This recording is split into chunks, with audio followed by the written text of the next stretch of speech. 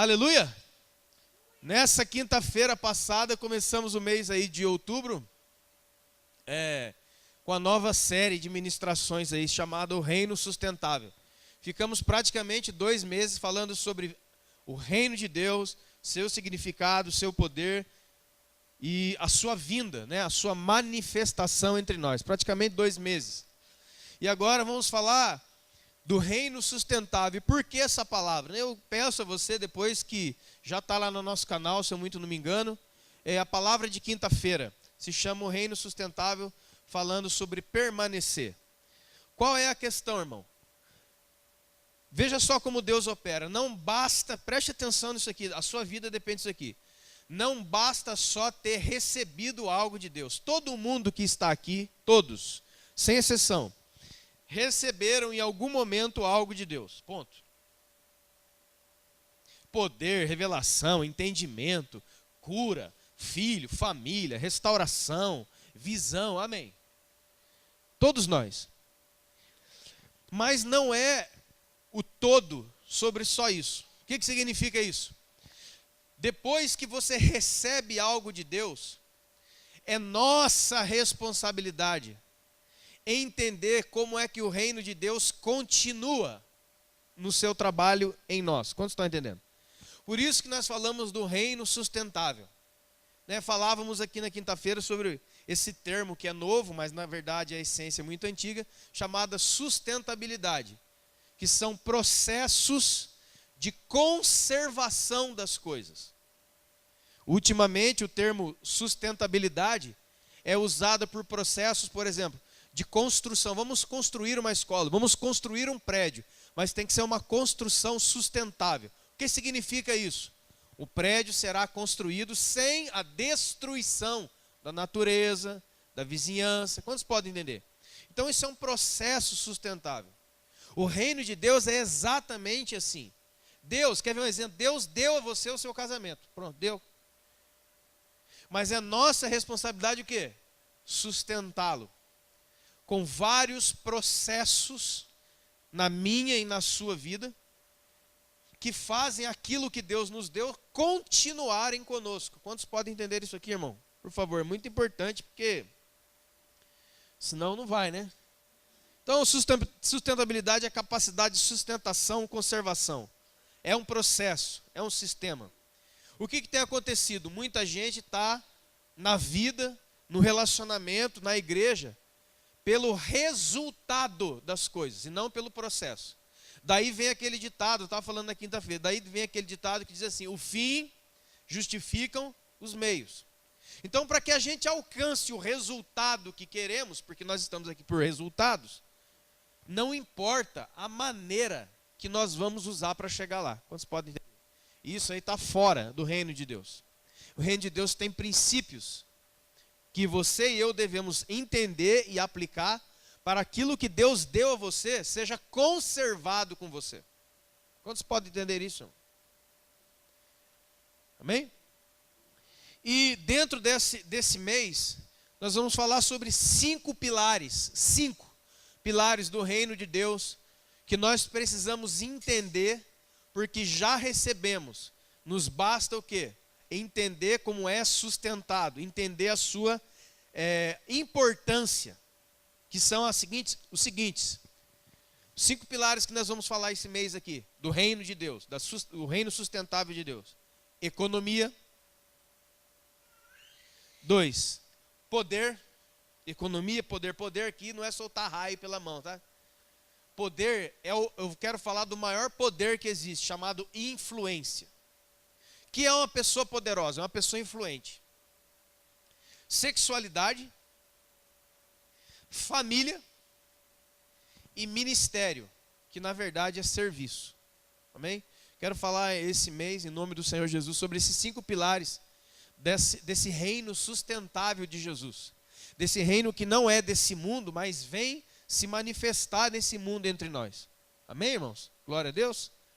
E na quinta mesmo, Deus está me falando me revelando ao coração algumas coisas, né? Muitas pessoas às vezes ficam frustradas, chateadas. Poxa, mas Não pode fazer aquele culto do vem todo mundo aqui na frente que vai resolver tudo amanhã? Então, irmãos, um dos grandes problemas que nós temos tratado aqui como igreja é que, se você vai percebendo, ontem eu estava na vigília, estava ouvindo uma irmã falar sobre isso, até me acendeu no coração de novo. Como que eu vou dizer isso? Muitas pessoas têm vivido a sua vida dentro de uma igreja evangélica maravilhosa, fantástica, incrível, mas ele não tem recebido o evangelho de Jesus Cristo. Ele recebe uma palavra com versículos bíblicos, que é um tipo de um coaching, que é um treinamento de... Coaching, o que é um coaching? Coaching é o treinamento é um treinamento, é um tipo de ensino, é um treinamento que se dá sobre o que e como as pessoas devem fazer e ordenar a sua vida. Então, transformaram o evangelho, pegando versículos, em 5 maneiras de fazer isso, 5 maneiras de alcançar aquilo. Olha a pregação de hoje: como ser feliz nessa semana, como alcançar isso daqui, Deus vai mudar a sua vida. Então, isso não configura o evangelho. Eu falei aqui quinta-feira, o evangelho não trata de você e de mim. O evangelho trata da revelação de Jesus. Só que a igreja, desde Constantino, está tão maluca que ela foi pervertendo o evangelho e transformando a Bíblia num livro que é sobre você. Num livro que existe para ajudar você. Não, irmãos, não. E eu entendo que para arrancar isso lá do fundão dos nossos corações, que está lá encalangado na nossa alma, vai tempo. Amém? Um homem estava falando conosco no sábado pela manhã, o apóstolo Lucas, e ele falou uma coisa fantástica. Alguns aqui sabem do que eu estou falando. Você abre aquelas portas ali num domingo como esse, Santa Ceia, e as pessoas vão entrando, alguns com roupa bonita aí, você está bem vestido aí, graças a Deus, você está bonitão, vê aí com a sua roupa, sua esposa, seus filhos, está todo mundo, e alguém olha para você, e o primeiro pensamento é: ali eles são felizes, entram sorrindo, chegaram de carro, está tudo bem, estão um gordinho, está tudo certo, olha lá, está tudo bem. Mas um olhar, por exemplo, de um médico, ia pedir para você uma radiografia. Aí ela vai tirar uma chapa do seu tórax e vai aparecer ali, naquela radiografia, coisas que os olhos normais não conseguem enxergar. Vão aparecer os seus ossos. Quantos podem entender isso aqui? Então nós temos uma visão um pouco mais profunda. Quantos estão entendendo?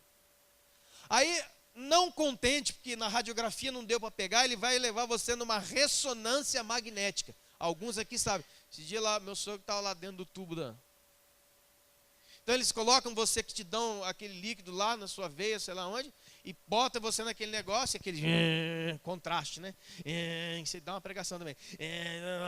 E aquele negócio fica fazendo aquela barulheira, e a ressonância magnética vai olhar você mais fundo ainda. Ninguém aqui está vendo isso, só o médico. Ele vai pegar pulmão ruim, isso aqui está ruim e tal. Mas existe um olhar mais profundo ainda, que é chamada hoje a medicina nuclear. Esse faz como diz, o barba, cabelo e bigode. Ele enxerga você por dentro, seus órgãos, tudo mais. Então é a exata expressão da espiritualidade da vida de muita gente. Você está me vendo aqui, eu estou te vendo aqui, a gente está se vendo por aí, então está tudo bem, está tudo certo, está todo mundo sorrindo, dirigindo o carro, eu almocei, graças a Deus, você também, aleluia, está tudo bonito. Só que um olhar de Deus enxerga você por dentro.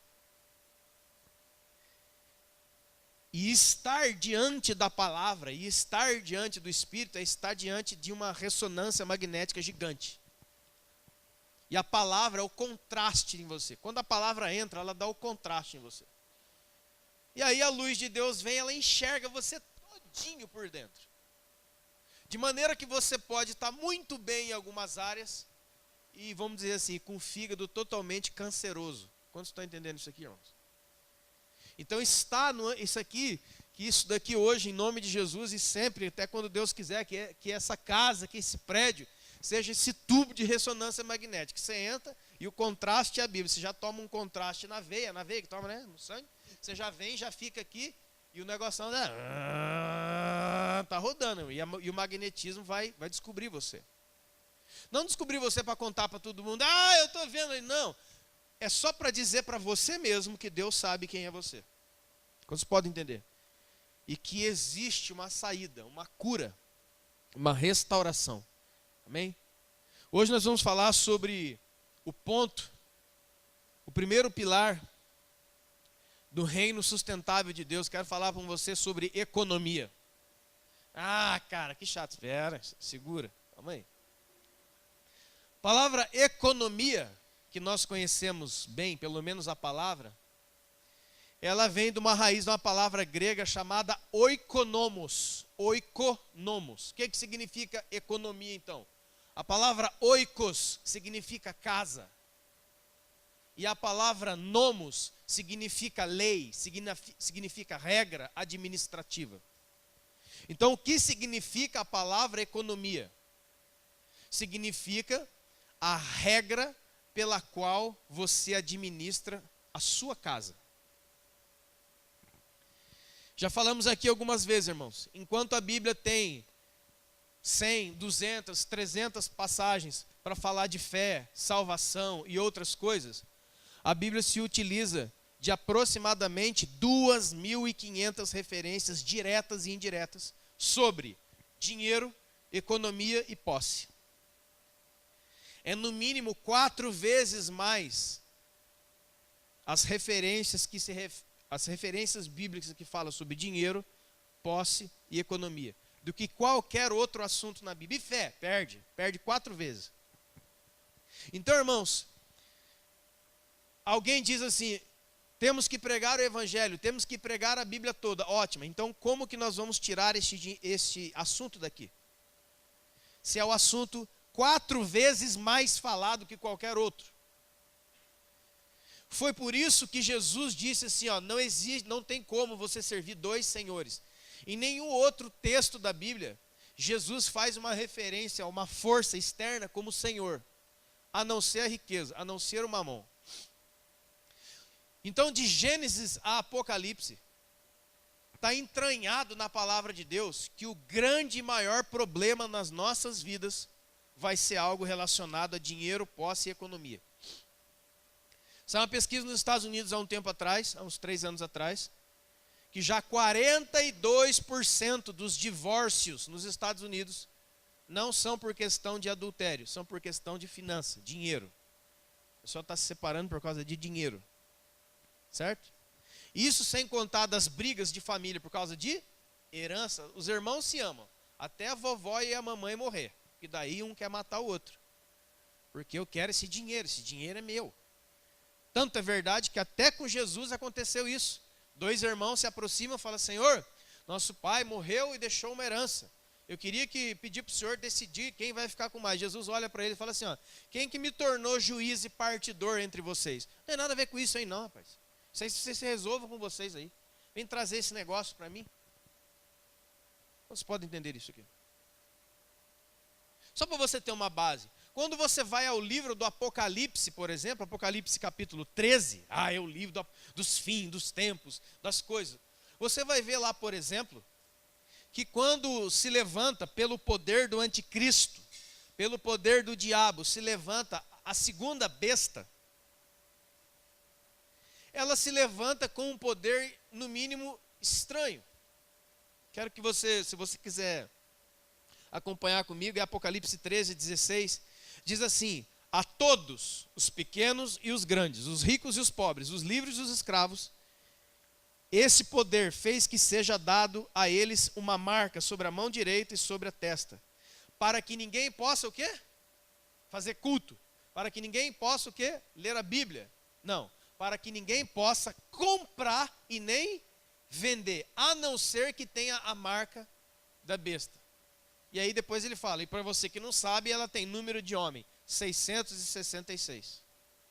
É interessante, irmão, olhar para o último livro da Bíblia, o livro das últimas coisas, e ver que nós estamos vivendo já, isso, porque Paulo e João diz que o espírito do anticristo já está no mundo, e eles falaram isso há 2000 anos atrás.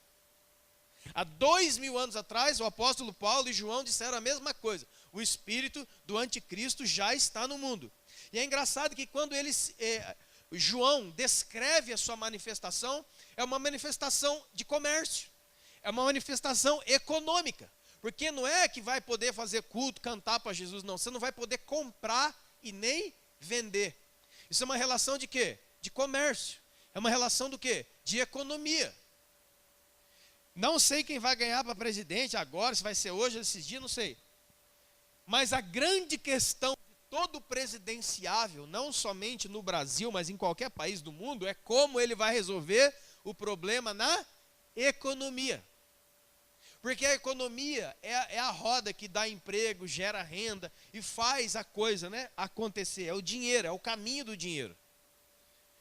Então está todo mundo preocupado se vai colocar isso, se vai fazer aquilo, se vai perseguir o corrupto, se vai fazer aquela coisa. E a grande questão para todos os presidentes em todos os países do mundo é: como é o seu plano econômico? Precisamos de um bom economista no Ministério da Fazenda. Para quê? Para que ele consiga um plano para trazer a economia do Brasil de novo e gerar emprego e gerar renda e não sei o que. Você ouviu isso aí milhões de vezes. Alguns anos atrás, quando deu aquela bolha, né, imobiliária nos Estados Unidos, o mundo inteiro foi afetado por um problema econômico que começou na onde? Na questão imobiliária nos Estados Unidos. Para quem não sabe, foi liberado um crédito, todo mundo saiu comprando casa. Está entendendo, irmão, ou não? Foi igual por aqui, né? Todo mundo achou que era rico, todo mundo saiu comprando casa, a economia baixou, quebrou e ninguém tinha mais dinheiro para pagar a minha casa, a minha vida, nem nos Estados Unidos. Isso aí foi arrebentando o mundo inteiro. Sabe o que significa? Significa, mais uma vez, que aquilo que Jesus falou é 100% verdade. Que existe uma criatura chamada Mamon, que é uma potestade, que tem um principado de governo. Você vai, por exemplo, se você tiver um dia a oportunidade, você pode ver pela internet. Você põe lá uma foto de Wall Street, chamado em Nova York, o coração da economia do mundo. Sabe que estátua tem lá? Um touro preto. E aí você entra depois para ver o que significa tudo aquilo ali. Ah, sabe essa nota aí que você tem aí? Uma nota de 10, 50, sei lá quanta nota você tem aí. Tem o peixinho, né? Tem o outro, tem a onça, o outro é a garopa, sei lá o quê. Mas você já viu que toda a nota de dinheiro tem o rosto de uma mulher? Você sabe quem é aquela mulher? Quem é essa mulher? Não, é Perséfone, não. Essa mulher aí se chama Juno Moneta.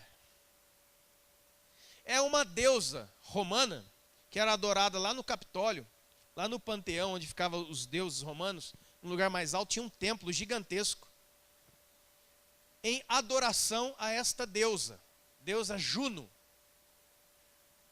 que era casada com Júpiter. Ou seja, é o deus e a deusa, a mãe de todos os outros deuses da mitologia romana. Ela tinha um templo de adoração. Essa deusa Juno era chamada a deusa do aviso. Veja só, do aviso. E o que é que ela avisava?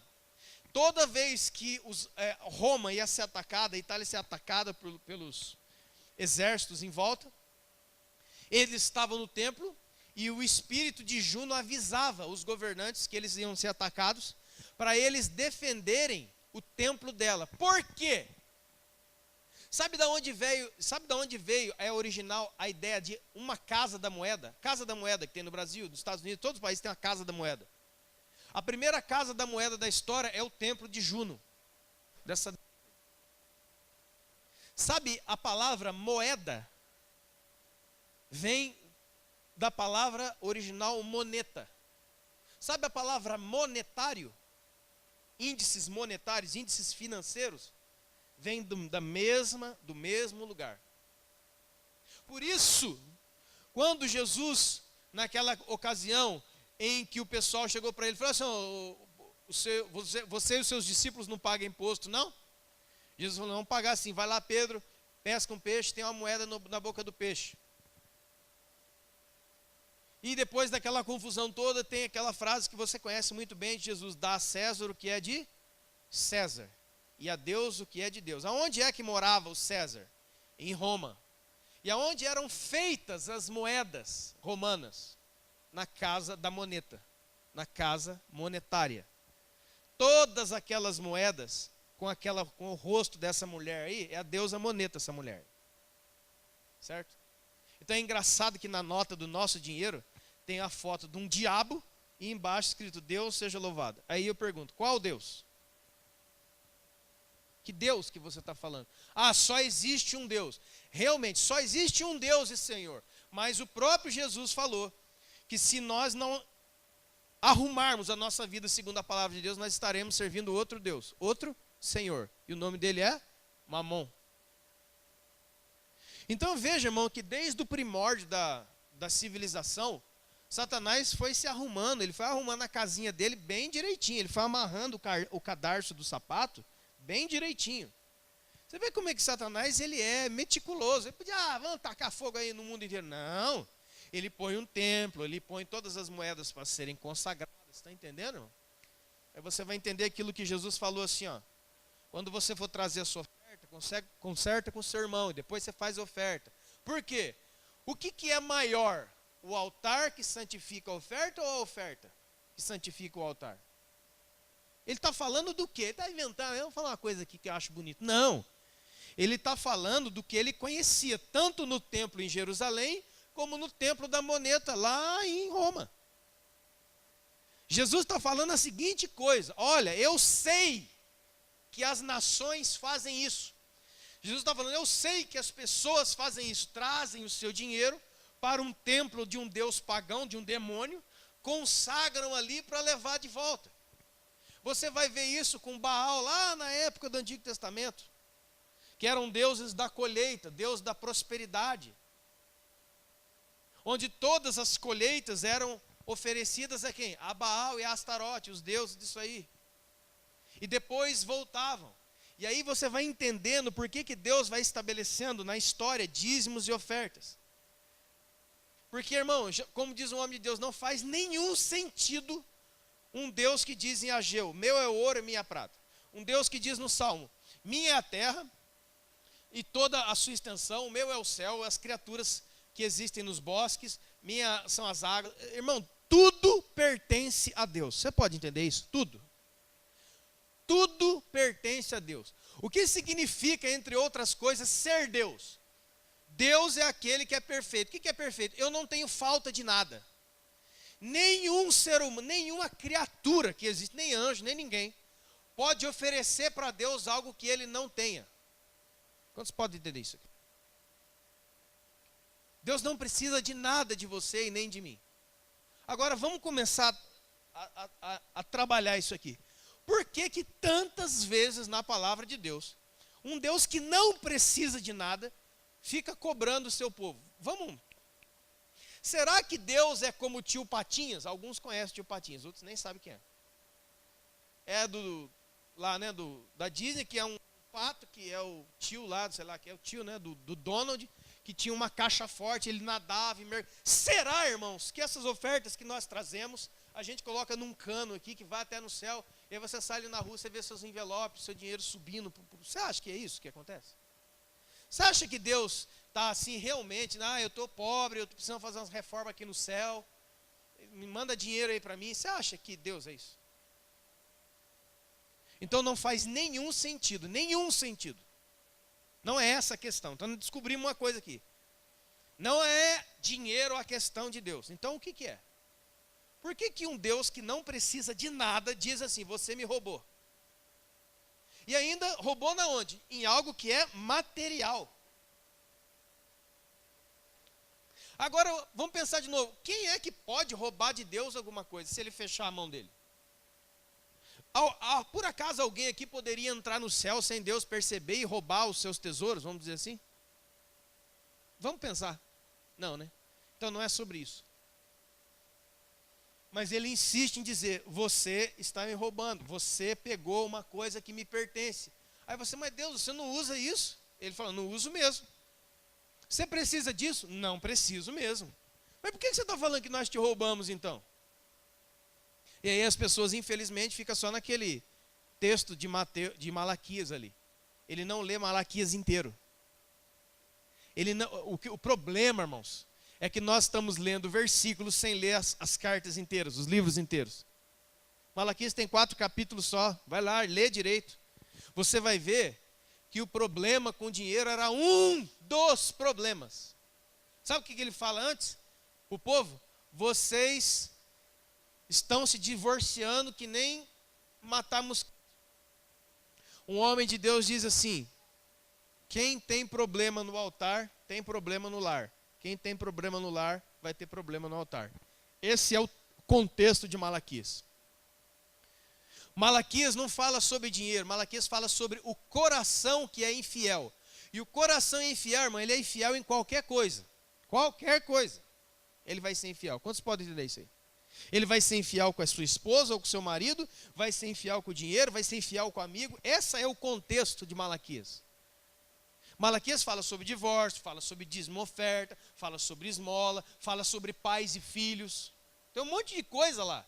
Mas a gente faz o quê? A gente corta e fica trabalhando. Ah, você acredita nisso? Sim ou não? E aí fica fácil. Quantos podem entender, irmãos? Quando Deus começa a falar com o seu povo a respeito de dízimo e oferta, de trazer a casa do tesouro, lembra? É por quê? Porque Deus também estava protegendo o seu povo, porque o seu povo já fazia isso aos demônios. No caso de Baal, no caso de Astarote, e nos casos dos outros deuses assírios, que eram deuses da colheita e da prosperidade. Quantos podem entender isso aqui, irmão? Então, quando Deus estabelece, não faça isso lá, faça isso aqui, Deus não está pedindo dinheiro para guardar numa caixa forte. Deus está livrando o seu povo do contato e do relacionamento com demônios. Quantos estão entendendo o que eu estou dizendo? Porque o povo já fazia isso, ó. Já tinha uma casa da moeda, ó. Já se consagrava dinheiro, ó. Essa ideia de, dar um pouco para Deus e o resto para mim, essa ideia aí, ó. Os demônios já praticavam isso. Quantos podem entender isso aqui? Então, quando Deus vai estabelecendo, Ele não está querendo o seu dinheiro nem o meu. Ele está querendo nos livrar deste Deus rival, dessa criatura que domina tudo. Dos últimos inimigos, irmão, do Apocalipse, diz que os últimos inimigos a ser vencidos vão ser a morte, que Jesus, a vida vai matar a morte vai morrer, o diabo que vai ser amarrado e jogado no profundo, e essa criatura aqui, ó, que se manifesta em 3, outro dia a gente conversa sobre isso, que é a besta, o anticristo e o falso profeta. É o diabo. São manifestações das trevas. E qual é o poder dele no fim dos tempos? Controlar o quê? A economia mundial. Por que não é controlar o culto? Por que não é controlar sei lá, irmão, qualquer coisa? Por que é a economia? Por que essa criatura dos últimos dias é um dominador econômico? Você quer um exemplo? Eu quero um culto de família. Nós queremos cultos e reuniões que você fale sobre família. Legal pra caramba. Deixa eu dizer uma coisa pra você. Não existe como falar de família de maneira integral e completa sem tocar no assunto finanças. Porque dentro da sua casa tem uma economia. Tem que ter. Você paga a conta, não paga? Você recebe um salário. Você tem que fazer contas, não tem? Você tem que fazer, como diz, planejamento, não tem? Então, sabe como é que se chama isso? Oikonomos. Uma regra dentro da sua casa. Quantos podem entender isso aqui, irmão? Para que você não viva debaixo da moneta. Para que você não viva debaixo da Juno. Para que você não viva debaixo do Mamon, que é o controlador de todo o sistema econômico. Não é você e eu, aquele outro, não. Veja, irmão, ele vai dominar toda a terra. Ele está caminhando para isso. Tudo hoje é economia. Tudo hoje é dinheiro. O dólar subiu, o pãozinho sobe, que a farinha vem dos Estados Unidos e a farinha pelo dólar. Você quer comprar um computador, você quer comprar alguma coisa, é tudo dólar. O dólar esse dia estava batendo em 5 contos e não tem como fazer nada. Você quer fazer tudo. Se cai a bolsa, cai não sei o quê, o presidente vai entrar, cai, desce, e as pessoas ficam olhando na bolsa de valores. Por quê? Porque é um poder. Existe um poder ali. Um poder controlador de todas as coisas ali. Eu já recomendei aqui, mas já recomendei aqui, se você tem Netflix ou YouTube, tem um documentário lá chamado Zeitgeist. Depois eu coloco lá no site nosso, lá no Facebook. A segunda parte desse documentário, ele fala como que funciona o sistema monetário mundial. Você se assusta, você não sabe. Eu assisti esse documentário 4 vezes para entender. É assustador, mas eu nunca vi uma fotografia de um demônio tão perfeita. E é um documentário de ateus, que foi eleito o melhor documentário da história. São 3 capítulos. O segundo, inclusive ele fala mal de Jesus, fala mal da religião. São ateus. Mas quando eles vão falar de como funciona a economia, é assustador. A gente não sabe de nada. A gente só vai vivendo e muitas vezes vai vivendo igual um gado. Vai esperando um resultado de alguém. Quantos podem entender? Se der uma crise econômica, você perde o trabalho. Se der uma recessão econômica, você perde o serviço, você perde dinheiro. A sua casa vai ser afetada. E muitos casamentos e muitos, por exemplo, relacionamentos são destruídos. Por quê? Quando um relacionamento é destruído por causa de dinheiro, a pessoa X nunca se casou com a outra. Se casou com a potência financeira que ela tinha. Quantos estão entendendo? Isso é 42% dos Estados Unidos. Então, maridos e esposas que estão aqui, ouça a voz de Deus nessa noite. Deixa eu te dizer. Casos de falta de dinheiro e desemprego podem vir sobre a sua família. Nessa hora, seja um parceiro de oração e de fé. Porque quando a pessoa está nessa situação, muitas vezes aí sofrendo e tentando achar respostas financeiras para levar comida e sustento para sua casa, a única coisa que ela não precisa são 2 diabos. O diabo que está operando e o diabo do marido que não entende, o diabo da esposa que não entende, o diabo dos filhos que não entende. Quantos podem entender isso aqui, irmão? Ajude a outra pessoa. Porque tacar pá de cal em cima não vai adiantar. Quantos podem entender isso aqui? Então, veja todo o contexto das coisas. Outra coisa, irmão. Olha para você ver. A oferta é um princípio construtor. Preste atenção nisso aqui. A oferta é um princípio que gera, ele constrói. Qual é a maior oferta de todas? João 3,16. Porque Deus amou o mundo de tal maneira e deu. Ele ofertou. Ele deu. Ele deu o quê? A maior oferta de todas. O que é que a oferta de um pai causou para nós? O que é, irmãos? O que a oferta de Jesus na cruz causou para nós? Trouxe para nós? Salvação. Isso é um princípio. Você vai a Atos dos Apóstolos, por exemplo, e você vai ver assim, ó, que Cornélio, centurião, lá em Atos 10 para frente. Cornélio, centurião, ele não tinha nada a ver com Deus, ele não era um crente devoto, mas ele já sabia, ele já conhecia princípios. E sabe qual que era o princípio que ele praticava? O princípio das esmolas. O que é uma esmola? É uma oferta dada a um necessitado. Uma pessoa está necessitada, você vai lá e dá uma esmola para ele. A Bíblia diz que as ofertas de Cornélio eram esmolas. Sabe o que Deus fez? Tocou no coração de Pedro, movimentou toda uma situação gigante, que eu não vou dar tempo de falar aqui agora, para colocar Pedro diante de Cornélio. E aí sabe o que aconteceu? Houve salvação para Cornélio e para a sua casa. E quando o apóstolo Pedro vai falar sobre aquilo, sabe o que ele fala? Cornélio, as suas ofertas, as suas esmolas subiram diante de Deus. Por isso eu estou aqui. Estou aqui para quê?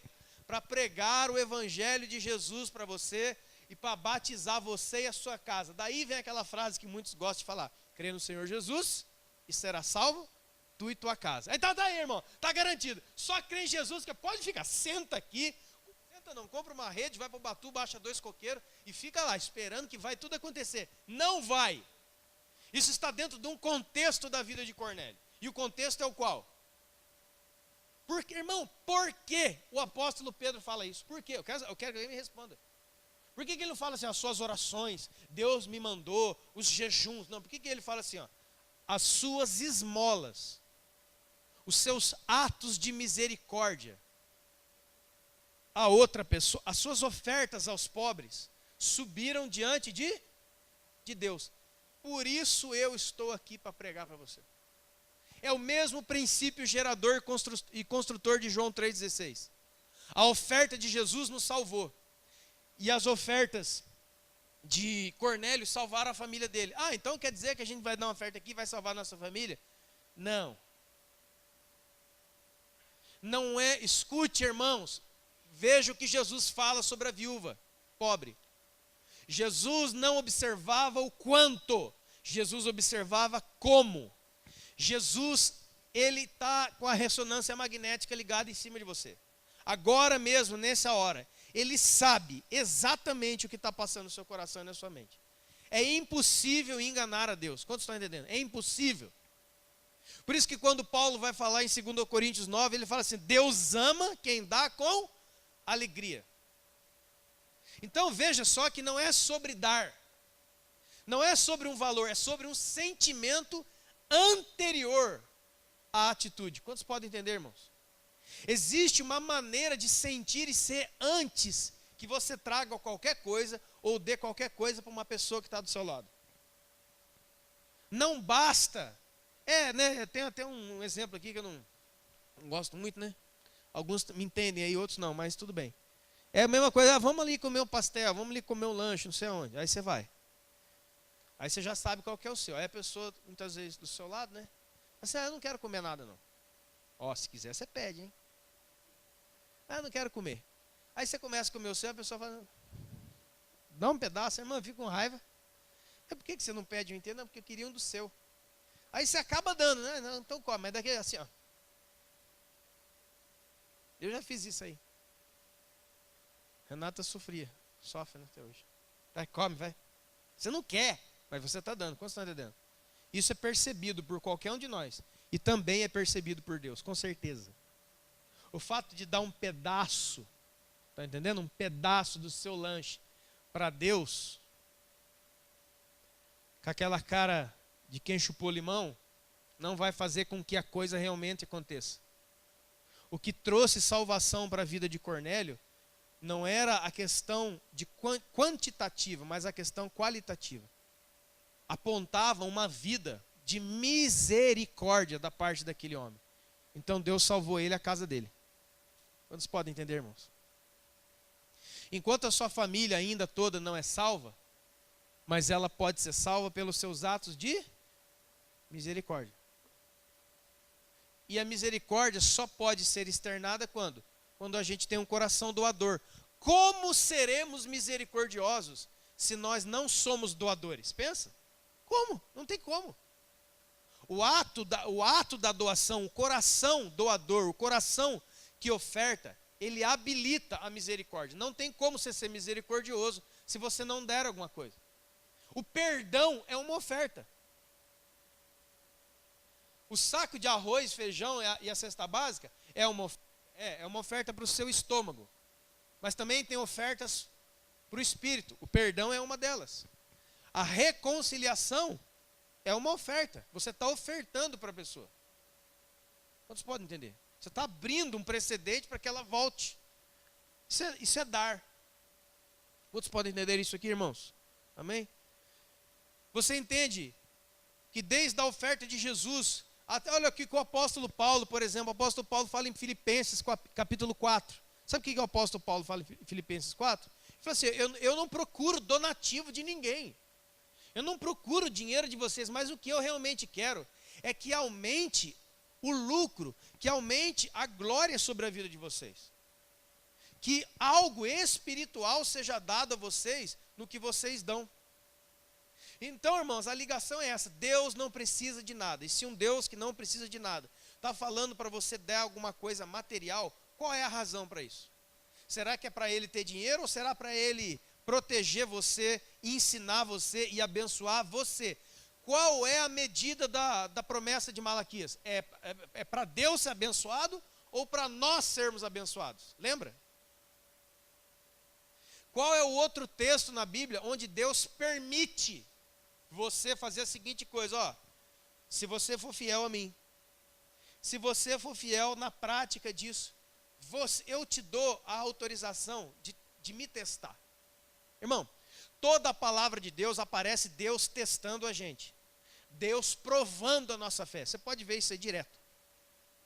As lutas e tribulações da nossa vida não são para nos derrotar, são para nos provar. Só existe um versículo na Bíblia que está invertido, onde Deus fala assim, não, agora você pode me provar. Você pode provar a minha fidelidade. Como? Orando, jejuando, cantando 12 horas? Não. Sendo participante do avanço do reino de Deus através disso. Quando Epafrodito, um nome estranho, né? Quem vai ter filho aí, ó, gosta de nomes bíblicos, Epafrodito, chegou para o apóstolo Paulo com a oferta da igreja, ele orou por Epafrodito e ele faz lá, não que eu procure donativo, mas o que realmente me interessa é o aumento do fruto que abençoe vocês. Para que era a oferta? O que gerou a oferta na mão de Paulo? Pensa, a mesma coisa que na mão de Cornélio, a mesma coisa que através de Jesus, a mesma coisa que através de todo mundo. Sabe como é que o evangelho chegou no Brasil? Sabe essas igrejas que tem aí, Assembleia de Deus, Batista, Metodista, Presbiteriana, as chamadas igrejas históricas, as mais antigas? Sabe como é que elas chegaram aqui ou não? Ah, foi um milagre, a gente estava na praça, materializou 2 pessoas. Não. Sabe como é que a igreja chegou aqui? Por causa de oferta. Oferta de vida. Daniel Berg, né? Já falamos esse dia. Daniel Berg e o Gunnar Wingren se juntaram lá na Suécia e deram como oferta a vida deles para virem para cá, passar nos Estados Unidos e vir aqui num lugar chamado Pará. E hoje nós temos a Assembleia de Deus, né, considerada a maior denominação pentecostal, sei lá o que, do Brasil. Uma igreja gigante, que começou com o quê? Com 2 pessoas e uma oferta de vida, de tempo e de... Você acha que eles saíram da Suécia e atravessaram o mar, chegaram aqui porque o vento foi batendo, eles fizeram um barco? Não foi isso. Irmão, todo o avanço missionário é feito com oferta. E o avanço missionário, qual é a razão do avanço missionário, irmãos? Salvação de almas, amém? Você entende isso? Todo o movimento mundial de missões é o quê? É um movimento para levar a palavra de Deus a quem não conhece. A pergunta, como é que se faz isso? Como é que começa isso? Eu dou aula direto aqui na Jocum, conheço missionário, já tive um campo missionário, eu sei do que eu estou falando. Em missões e para salvação, em missões mundiais, não basta um coração doado. Não basta um coração apaixonado. Não basta um louvor apaixonado. Você vai ter que botar dinheiro nisso. Agora mesmo, o pessoal da Jocum, se não foi, vai essa semana ainda, aqui de Pinda, para missão lá no sertão. Amanhã, estão partindo. E os meninos estão lá desesperados, sabe fazendo o quê? Pedindo ofertas. Para ficarem 2 meses no sertão do Ceará, lá no sertão do Nordeste brasileiro. Que também é um campo missionário dos bons. Estão entendendo, irmãos? Quando você, por exemplo, vamos falando aqui hipoteticamente, separa uma oferta, você separa R$50 e dá na mão do jovem daquele, você tem que parar de pensar que você está tirando do seu dinheiro suado e dando para um menino que podia estar trabalhando de servente. Você está habilitando a salvação de outras pessoas. É importante isso aí ou não? O que você acha? Foi assim com Jesus, foi assim com Paulo, é assim na história da Bíblia. Por que tinha tantas ofertas na igreja de Atos? Você sabe por quê? Porque eles... Irmão, o Constantino, o imperador romano, que se autodeclarou cristão e declarou o império que mais perseguiu os cristãos, e a partir de então agora era cristão, o Constantino, que assumiu ali por volta de 300 depois de Cristo, 300. Nos primeiros 300 anos do cristianismo, a igreja nunca teve uma propriedade. Uma. Isso é história. A igreja, nos primeiros 300 anos da igreja, a igreja nunca teve um terreno. A igreja nunca teve um prédio. A igreja nunca teve nada. Sabe por quê? Porque todo o dinheiro que ela captava, ela virava em cima do quê? Adivinha? De vida. De gente. E hoje ainda vai estralar a sua cabeça aqui. Virava em cima de gente. Quando Números 18 fala, por exemplo, Levítico fala a respeito dos levitas, que os levitas deviam dar o dízimo dos dízimos. Sabe o que Deus está falando com o dízimo dos dízimos? Aí você não tem no Novo Testamento, não. Atos capítulo de número 5, Atos capítulo de número 2, 3, o começo da igreja. E todos traziam o dinheiro, as suas posses, aos pés dos apóstolos, e esses faziam o quê? Distribuíam conforme houvesse necessidade, para que não existisse pobres e necessitados entre eles. É a mesma coisa que Deus falou para o povo de Moisés. Eu não quero que tenha necessitados no meio do meu povo. Deus falou para Moisés isso aí. Era uma ordem que Deus deu para Moisés. Eu não quero miserável no meio do meu povo. Não quero gente pobre no meio do meu povo. Porque, irmão, pobreza é maldição. Ah, não é não. Abre o coração. Pobreza é maldição. Nós ficamos 2 meses aqui falando sobre o quê? Céu, certo? Venha o teu reino. Então, se pobreza é uma coisa muito boa, que Deus gosta que você seja pobre, que você seja humilde, olha que coisa maligna. Eu vou te contar onde é que saiu isso aí. Então, significa que o céu é pobre, certo? O céu é um lugar pobre, miserável, os anjos andam pelados, as espadas estão tudo arrebentadas, está um caos o céu.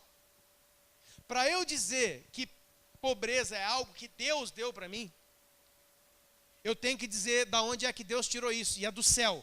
Então, o céu é o armazém de toda a pobreza. Você acredita nisso? Não, né?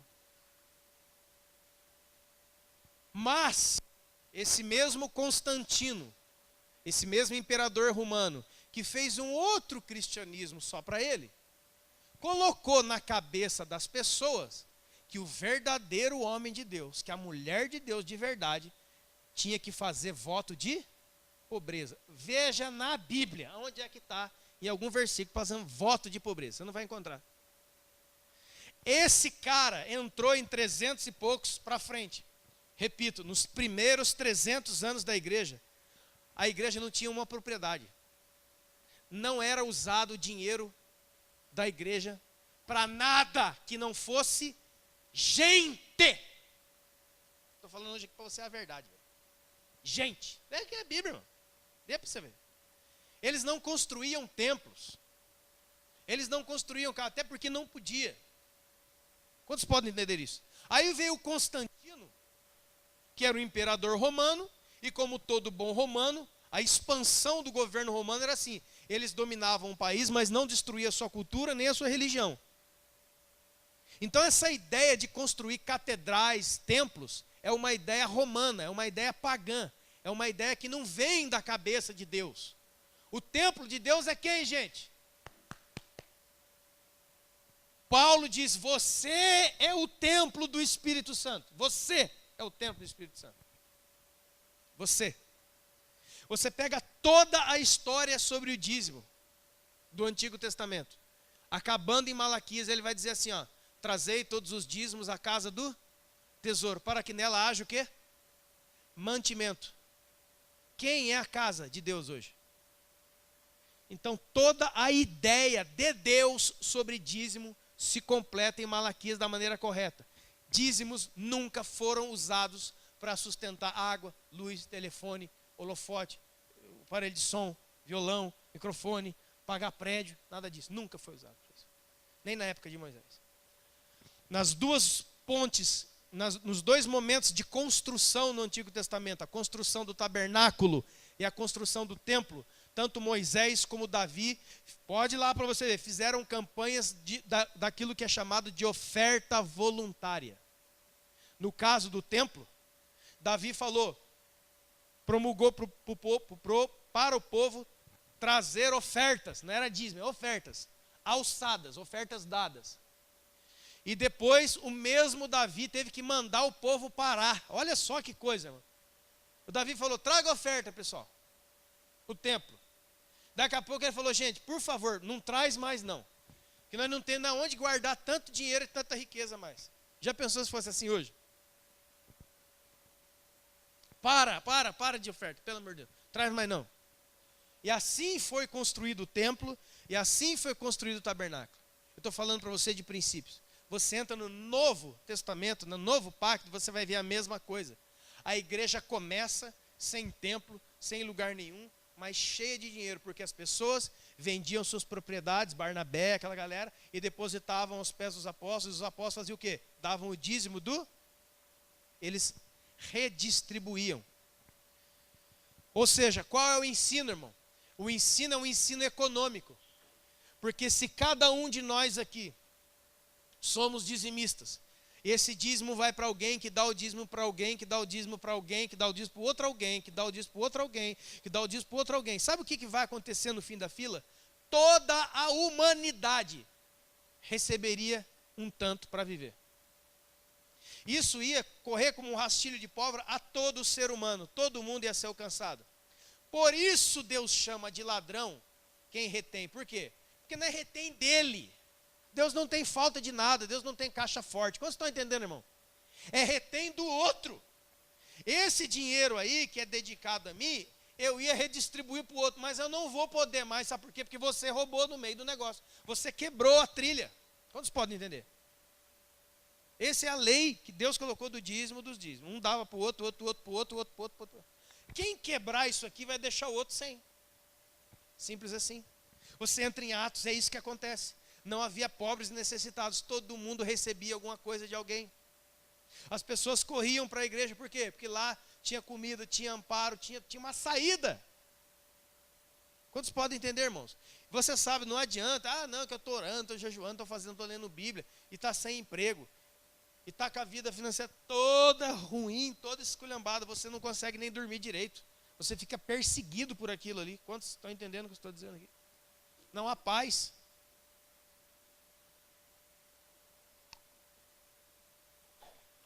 Então você olha e vê as coisas todas conectadas. As coisas são todas perfeitas. E não tem nada a ver com Deus. Eu diz, minha oferta é um tipo de PTU, taxa, e não sei o quê. Isso é felicidade, abundância e prosperidade. É isso que é. Algumas pessoas dão porque têm, outras pessoas dão do que são. A viúva. Sabe qual é o ensinamento? Ninguém é totalmente pobre para que não possa dar algo.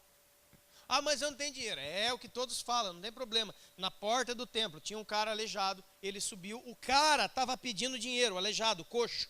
Me dá um dinheiro, me dá uma esmola. O que é que Pedro e João falaram para ele? Ah, seu vagabundo, vai trabalhar. Não foi isso. Nós não temos prata e não temos ouro. O que eles falaram? Não tem dinheiro.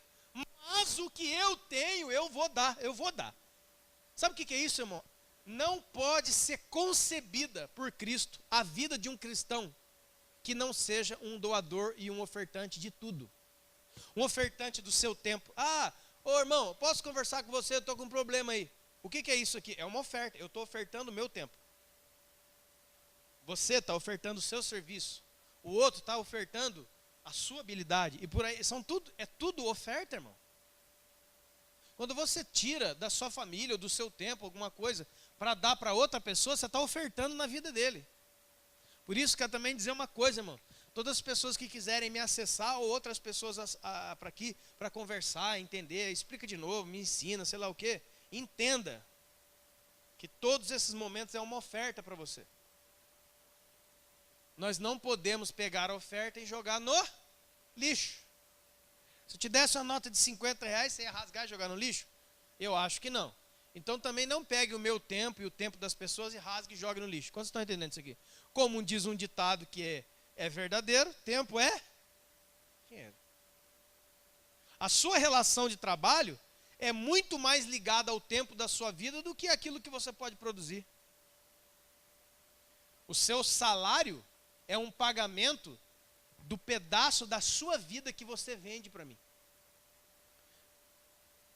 Você está vendendo para o seu patrão 5 dias, você está vendendo para o seu patrão 8 horas diárias da sua vida. Da sua vida. Você vai produzir para mim. Eu estou comprando o tempo da sua vida. Isso que tempo é dinheiro. Vocês podem entender isso aqui, irmãos? Aleluia. Aí tem um outro problema da Bíblia, que a Bíblia traz, chamado avareza, que é o amor ao dinheiro. O amor ao dinheiro é a idolatria. Entra uma mão aqui. Salmo 62, 10, diz assim: se você prospera nas suas riquezas, toma cuidado, não ponha nela o seu coração. Já dizia lá em Deuteronômio, né, irmão, que o Deuteronômio 8 é fantástico.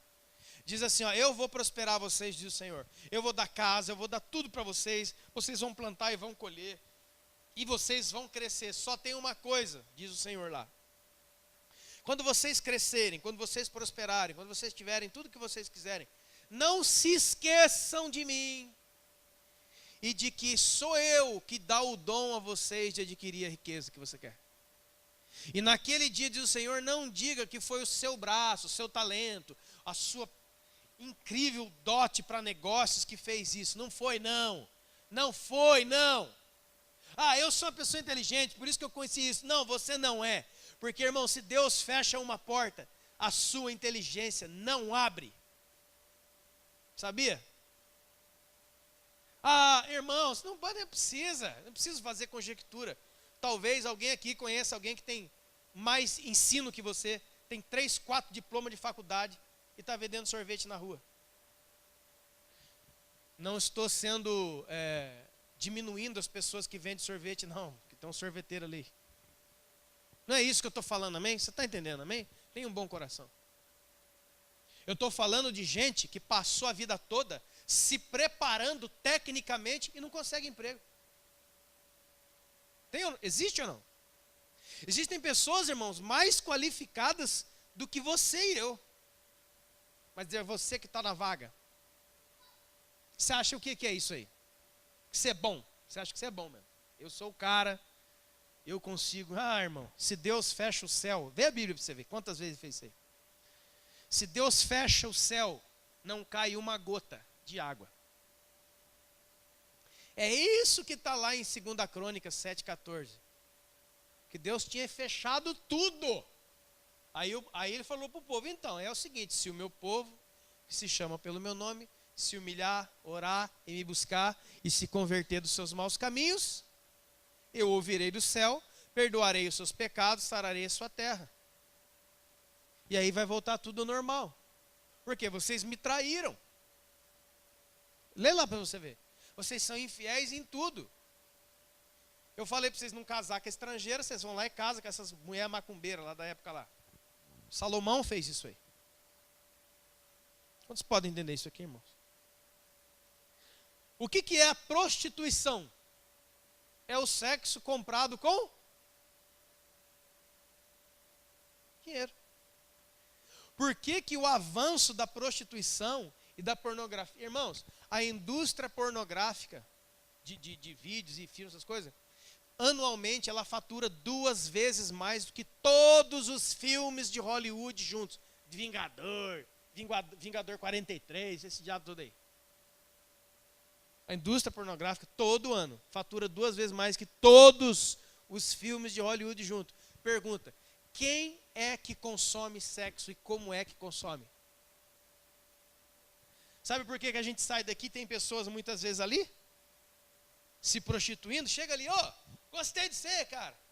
Gostei de você, mulher. Vamos lá, vamos dar um... Não. Tem um preço. O meu corpo tem um preço. Você tem dinheiro para pagar? Não. Então sai andando, você está me atrapalhando aqui. Você está entendendo? E é tudo em cima do quê? Do índice econômico, do índice monetário, do seu dinheiro. Sabe esse dinheiro que está com você na sua carteira aí? Você já sabe para que ele foi usado? Você sabe de onde ele veio? Sabe esse dinheiro que está na sua carteira aí, talvez, que você recebeu? Essa nota. Você sabe por onde ele passou? Você sabe onde ele esteve?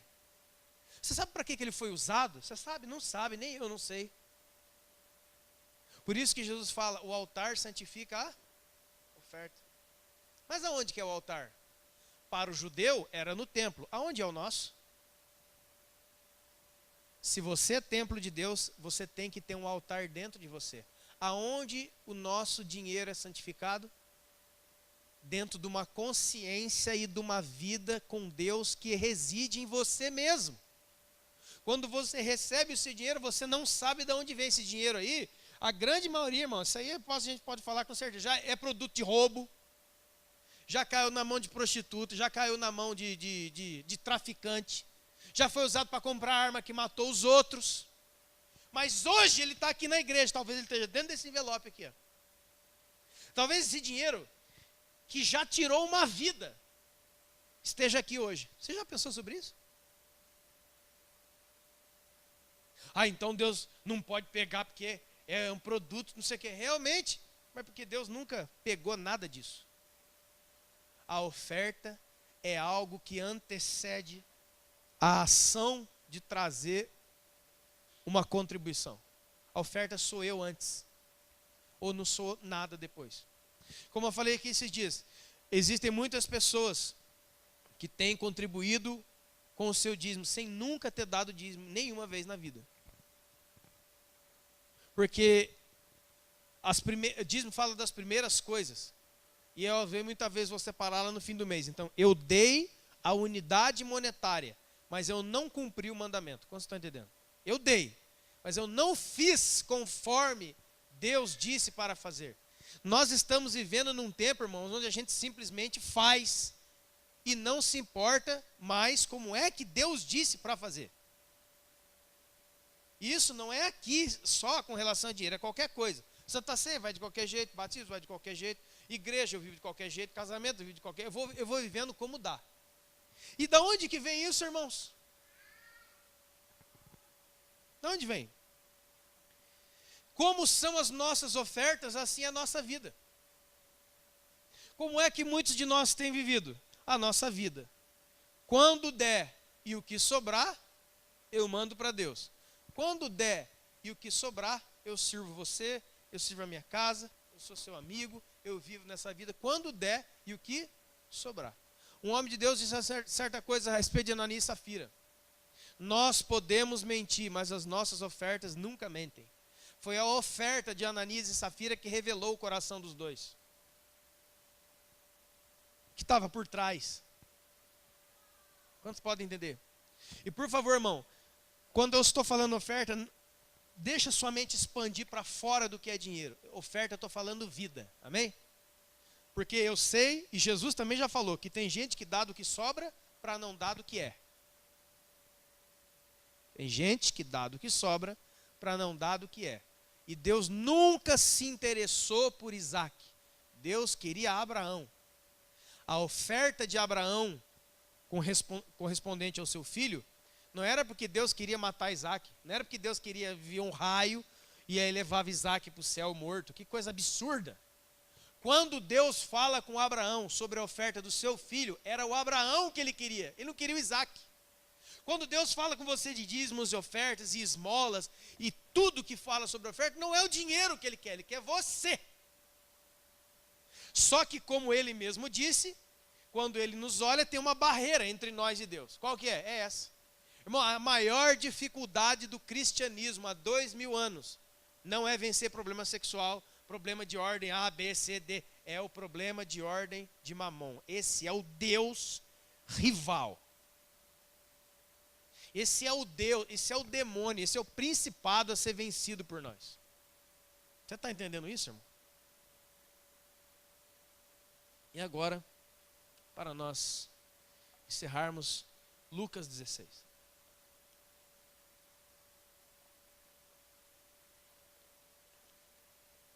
Tem um monte de coisa que eu vou ter que pular.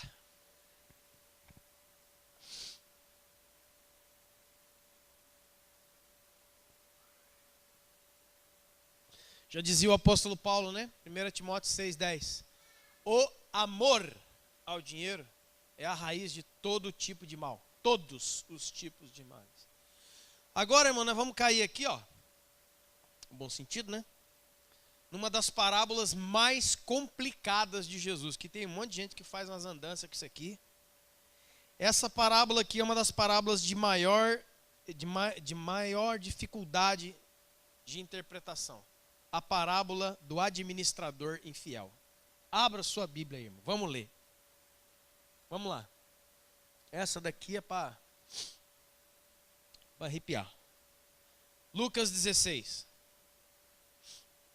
Versículo 1.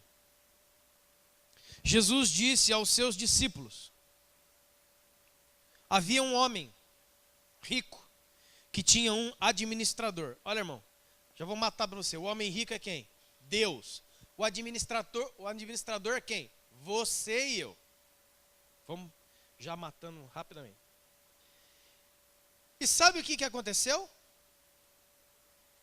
Foi denunciado que o administrador, você e eu, estávamos fazendo o quê? Fraudando a nossa administração do que era do Senhor. Então, já entendendo o que é o desenho? É Jesus, palavra de Jesus, hein? 2000 anos atrás. Então, o Senhor mandou chamar e disse: o que é isso que eu ouço ao seu respeito? Presta contas da sua administração. Deixa eu falar uma coisa para você, irmão. Nós somos administradores das coisas. Nós somos mordomos. Você não é dono de nada. Você não é dono do seu filho. Você não é dono do seu dinheiro. Você não é dono da sua vida. Você não é dono do ar. Você não é dono do ar que você respira. Você não é dono de nada. Nada. Você entendeu isso? Nada. Ah, tem uma bicicleta velha. Você não tem bicicleta velha. Se você tem alguma coisa que não é de Deus, você mesmo não é de Deus. Sabe o que é ser de Deus? Eu vou na igreja, eu sou de Deus, gente, eu sou de Deus. Na rede social, ô gente, eu sou de Deus. Sabe o que é ser de Deus? Sabe o que é alguém que é de Deus? Não é alguém que prega, canta, vai na igreja, não.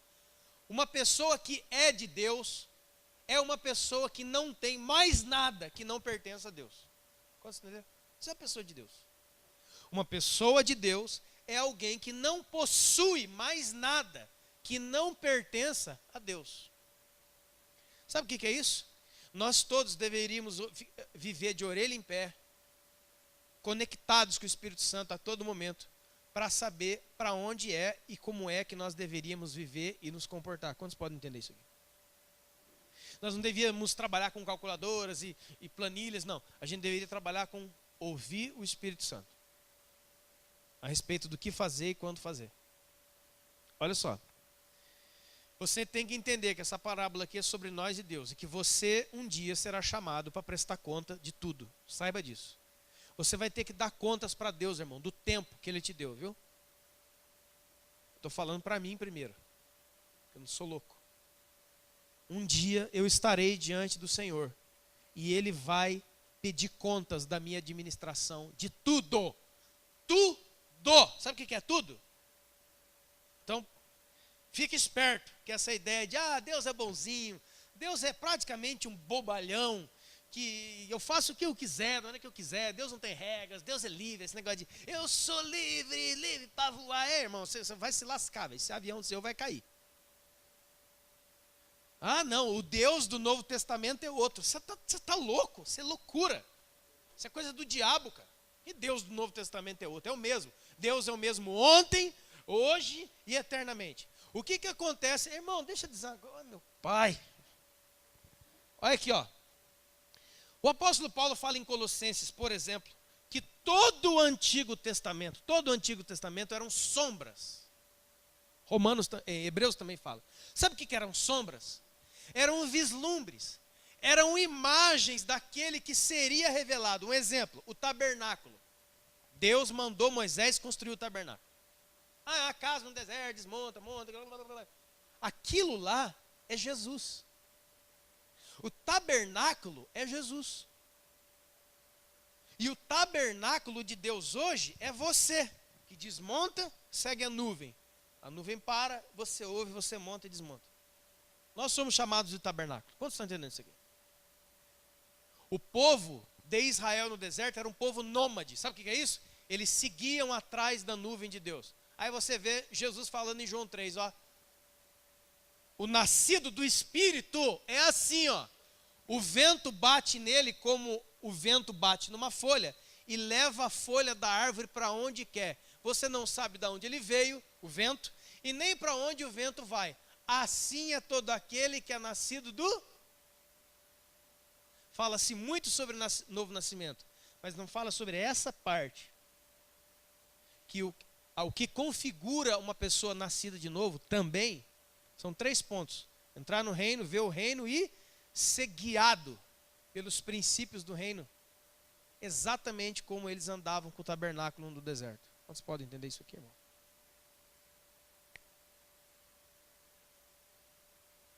Então, sabe o que é o Antigo Testamento inteiro? É um livro de figuras. O tabernáculo é uma figura. O Monte Sinai é uma figura.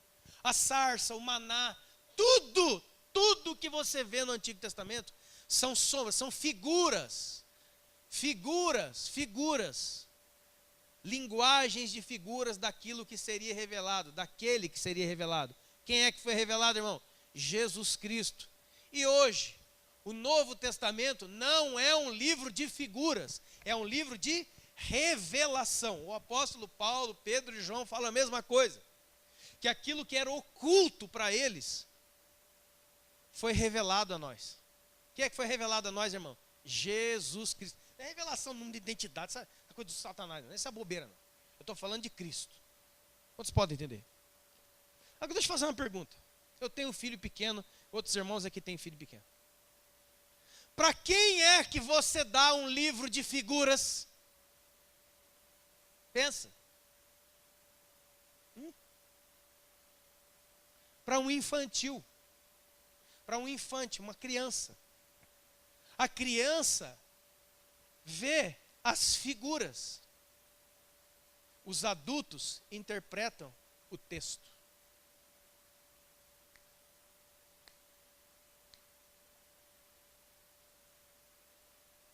Ah, hoje eu quero falar da Arca de Noé. Outra vez, nós estamos cansados da Arca, né? Deixa navegar lá. Agora nós vamos falar de Cristo. Nós vamos falar do Espírito. Nós vamos falar da vida no Espírito. Nós vamos falar para frente. Vamos para frente, meu povão. Quantos podem entender, irmão? Você já aprendeu na escolinha bíblica dominical desde quando você nasceu. A Arca de Noé você já sabe. Acabou a Arca de Noé. Chega. Vamos para frente. Por que a gente não prega Apocalipse? Ah, porque não dá para entender nada. Aí. E aí vai, né? Vamos lá de novo, paramos com o versículo. O versículo 3. Agora entrou nossa parte. Escute, irmão. Isso aqui é poderoso. O administrador disse consigo mesmo: o que eu vou fazer se o meu senhor tirar de mim essa administração? O que ele está falando? Meu Deus, o que eu vou fazer se Deus tirar de mim o que eu tenho? Casa, família, dinheiro, vida, tempo. O que eu vou fazer? Eu não posso trabalhar por isso. Eu não posso dar um jeito de ter isso de novo.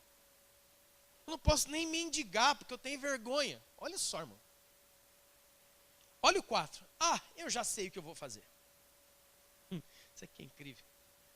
Para que quando eu for demitido da administração, as pessoas me recebam em suas casas. Isso aqui é uma das parábolas mais fantásticas de Jesus. Escute bem. Tendo chamado então cada um dos devedores do seu senhor, preste atenção, ele era um administrador de tudo que não era dele. Ele foi chamado para prestar conta porque foi descoberto que ele estava corrupção, né? Desviando verba, está desviando verba do seu senhor. Apareceu lá na conta do pai, você está entendendo, irmão? Ou não? Apareceu, está aparecendo diante de Deus toda a sua... Irmão, tudo que falta em você e em mim, no que diz respeito à nossa administração, não está oculta. Escute a voz de Deus essa noite, irmão. Eu estou falando de mim, cara, não estou falando para você, não. Tudo aparece na contabilidade de Deus. Tempo, dinheiro, família, palavra, desenvolvimento. Lembra da parábola dos talentos? Eu estou parado espiritualmente. Está parado?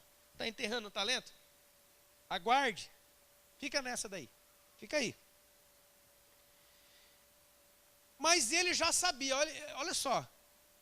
Cara, eu vou ser demitido. E eu não tenho como trabalhar, esmola também não vou pedir. Então eu tenho uma ideia.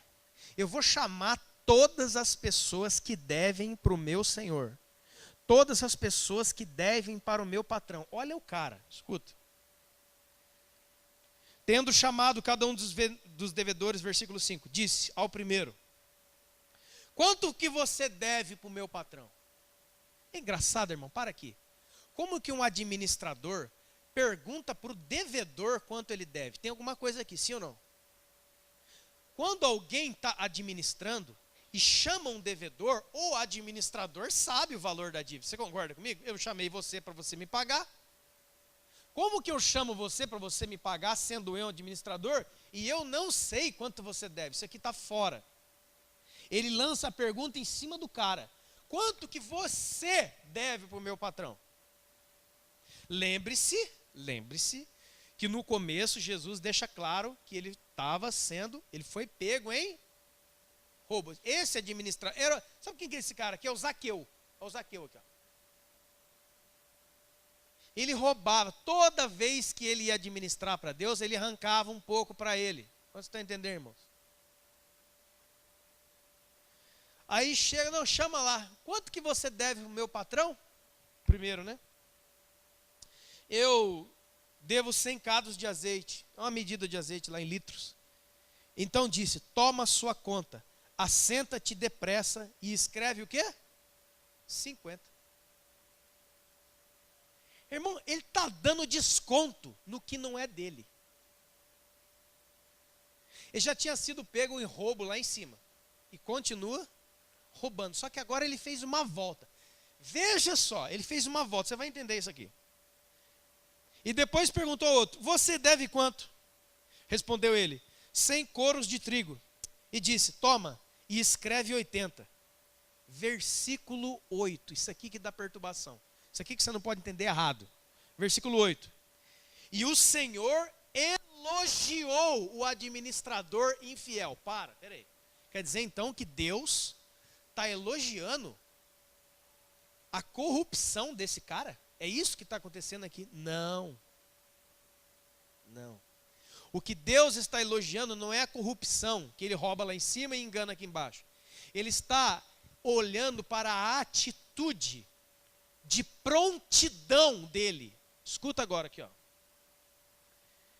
Elogiou o Senhor o administrador infiel, porque se aprontou rapidamente. Olha o que Jesus fala. Porque os filhos das trevas são mais prudentes que os filhos da luz. Cara, isso aqui é para dar dor na cabeça. Quem falou foi Jesus. Os filhos do mundo, as pessoas do mundo, são mais prudentes, ou seja, são mais proativas, espertas. Elas estão agindo rápida e prontamente para resolver os seus problemas do que os filhos da luz. Qual é a questão aqui, irmão? Todos nós seremos chamados. Talvez todos nós que estamos aqui somos infiéis na administração do que temos tido. Que seja do seu tempo, que seja do que for. Você vai ser chamado. O que você está fazendo para resolver o problema? Esse é o ponto. Quantos estão entendendo? O ponto aqui não é se pegou, deixou de pegar. O administrador olhou e falou, vamos ver o que ele vai fazer. Ele agiu rapidamente para consertar o problema dele, mesmo agindo de maneira infiel. Porque preste atenção, quando ele vai apresentar, irmãos, as suas contas, as contas todas batem. Quando ele vai passar para o seu patrão, a conta dele, as contas todas batem. Aí você pensa, como? Lá no começo ele não era ladrão? Ele não foi pego em fraudando? Ele não foi pego em corrupção na sua administração? Então qual era o contexto? Toda vez que as pessoas iam pagar, ele pegava a mais. Depois ele chama as mesmas pessoas que ainda devia e pergunta, você deve quanto mesmo? Ah, eu devo 100. Escreve 50 e está tudo certo. Por que ele faz isso? Porque tudo que ele já tinha roubado, era só ele colocar no lugar. Quando essa conta ia para o patrão, estava certa.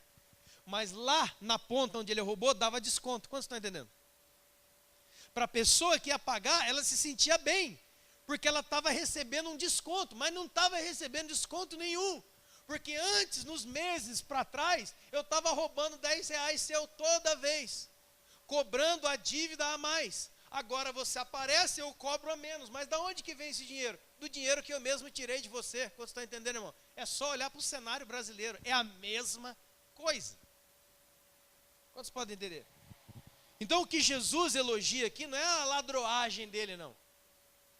É a prontidão dele entender que ele ia ficar sem emprego. E ele precisava fazer alguma coisa. De ele entender que ele ia ter que prestar conta para o seu Senhor. E que ele não podia ficar, como diz por aí, a ver navios. Verso 9, agora essa aqui, irmão. Verso 9. E assim disse o Senhor Jesus, né? Eu recomendo a vocês, a nós, das riquezas de origem iníqua, façam amigos. O que é isso, meu Deus do céu? O que é a riqueza de origem iníqua? É o dinheiro, é o nosso dinheiro. Esse dinheiro que rola no mundo, ele não vem da parte de Deus, do céu. Ele é uma coisa nossa, ele é uma coisa que gira entre nós. Então Deus fala assim, ó, sabe esse dinheiro que gira entre vocês? Esse dinheiro aí é iníquo perante mim. Mas pega ele e trata de fazer amigos com ele. Aí você pega, cara, peraí, amigos? Como assim? Para que quando eles vos faltarem, esses amigos recebam vocês nos tabernáculos eternos. Irmão, tabernáculo eterno não é a minha casa e nem a sua. Do que Jesus está falando aqui? Da salvação eterna. Jesus está falando do céu. Jesus está falando do último destino para todo aquele que crê. Quantos podem entender? Então vamos retraduzir aqui. Sabe esse dinheiro que está com vocês? Apliquem ele em salvação de gente. Porque quando tudo acabar, essas pessoas em qual você aplicou o seu dinheiro, sejam as mesmas que já estejam no céu para receber vocês. Quantos estão entendendo? Sabe ofertar a Bíblia? Sabe o que eu estou falando? Pega um dinheiro. Eu vou comprar a Bíblia e vou dar para os outros. Sabe o que você está fazendo? Você está pegando uma coisa iníqua, mundana, que é o dinheiro, que é desse mundo, e investindo em coisa eterna, para abençoar os seus amigos. E quando tudo isso se encerrar, a quantidade de pessoas que foram salvas com o destino desse dinheiro, são as mesmas pessoas que vão receber a gente quando a gente chegar lá. Quantos estão entendendo? Eu já falei isso aqui algumas vezes. Eu não tenho noção, e talvez aqui outros também não tenham, eu não tenho nenhuma noção. Para quantas pessoas eu já preguei, dei Bíblia, folheto e coisa e tal. Eu já falei aqui algumas vezes, eu já cheguei até a colocar a Bíblia no aparelho orelhão, que chamava, né, o telefone público. Nem sei se tem mais isso aí, tem na cidade. Antigamente tinha um chamado orelhão, aquela cabine. Às vezes entregando Bíblia aqui na cidade, Deus falava, põe uma Bíblia em cima ali do orelhão. Eu colocava, eu até fiquei meio assim, poxa Deus, eu queria mesmo entregar na mão de uma pessoa evangelizada, deixa ali que eu vou fazer. Eu tenho certeza, e se você ainda não entende isso, tenha também. Eu tenho certeza que no dia da eternidade, da glória de Deus, eu encontrarei com pessoas que eu nem conheço, mas foram salvas e ganhas por ofertas que eu dei, palavras que eu dei, ensinamentos que eu dei e Bíblias que eu distribuí. E ofertas que eu mandei lá para gente que eu nem conheço, lá na Conchinchina, mas manteve o cara no campo missionário por mais um mês. E naquele mês ele ganhou uma vida. Sabe o que acontece? É posto na sua conta, entre aspas. Um dia, irmãos, isso aqui é Jesus que está falando. Um dia, na glória, nós iremos nos encontrar com todos, do passado e de hoje. E você vai poder se surpreender com quantas pessoas a sua vida tocou e você não sabia. C.S. Lewis disse uma vez, põe a mão no seu bolso e tire o dinheiro que você tiver aí. Aí o cara tirou. Falou assim, você já viu essas notas como soldados? Você sabia que cada vez que você retém, você está impedindo a salvação de alguém? Se a oferta é um princípio gerador, por que a cada ano a igreja brasileira oferta menos e menos e menos em missões? Menos e menos e menos em evangelismo? Por que nós temos nações vizinhas aqui como Bolívia, Uruguai, as Guianas, que são tão pouco alcançados pelo evangelho? Porque o povo dos mais de 45 milhões de crentes que o IBGE apontou. Presta atenção, se somente a igreja do Brasil, só do Brasil, o mundo inteiro pode parar, se somente a igreja do Brasil ofertasse evangelismo e missões como deve, o mundo já tinha sido alcançado. E aí vem a pergunta, se não foi alcançado, quem é o administrador infiel? Será que é Deus que faltou com você, que você está sem saúde, você está quase morrendo, você não tem casa, você mora na rua, você não tem o que comer, você está doente, você está sem emprego, você está num desespero desgraçado? Não, não é, né? Você está aí, né? Então Deus tem sustentado você. E você, tem sustentado quem? Eu só sustento a minha família. Você está errado. Essa administração é infiel. Mas como nós não temos economia, como nós não aplicamos processos e as leis de Deus no governo do dinheiro e do tempo dentro da nossa própria casa, nunca vai sobrar dinheiro para você sustentar o missionário. Nunca. Para você dar uma esmola na rua. Para você convidar um cara que está na rua para entrar dois irmãos ali comer um marmitex com você. Jamais vai sobrar dinheiro. Sabe por quê? Porque a sua economia e a minha está toda torta. E toda vez que a oferta não vai, disse Paulo, o missionário também não vai. E aí entra em Romanos 10. Como crerão se não há quem pregue? E como pregarão se não forem, o quê? Enviados. E como é que a igreja envia? Quem aqui um casal que quer fazer a obra de Deus? Vem aqui. Ô gente, Deus abençoe, hein? Vocês vão lá para o outro lado do mundo, lá vai para a Índia? Deus abençoe, viu, Felipe? Vai lá. Deus te guarde. Nós vamos estar orando aqui. Irmão, está errado isso aqui. Que até adoração nós vamos abandonar ele. Via de regra.